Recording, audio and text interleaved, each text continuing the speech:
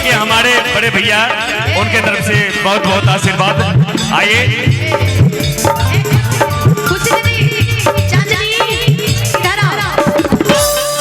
उधर उधर घुमा के आइए पुराना सरपंच साहब हरी मौजी उनके तरफ से बहुत बहुत आशीर्वाद।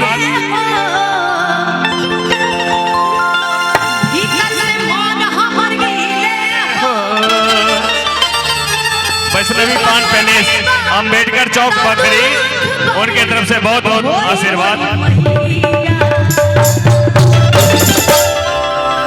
जय निरदैया। बहुत है ना, एक बार सबको आई लव यू बोल दीजिए। एक बार आई लव यू टू, है ना।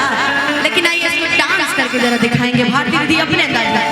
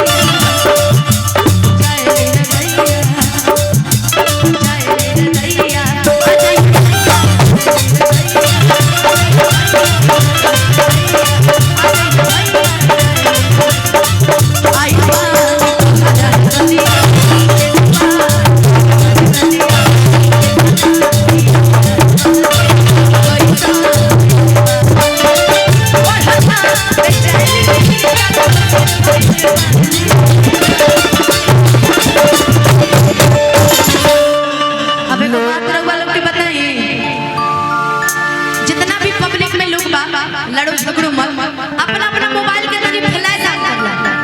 अपना अपना मोबाइल के तनी फ्लैश एक बार ऑन कर ला। सबके अपना अपना मोबाइल के फ्लैश ऑन कर ला।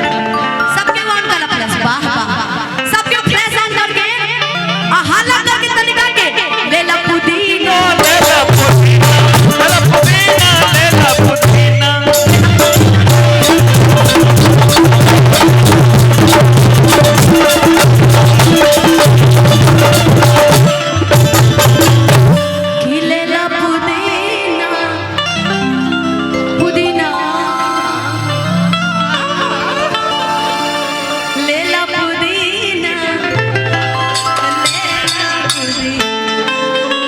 रुपेश पेश बोल दीजिए।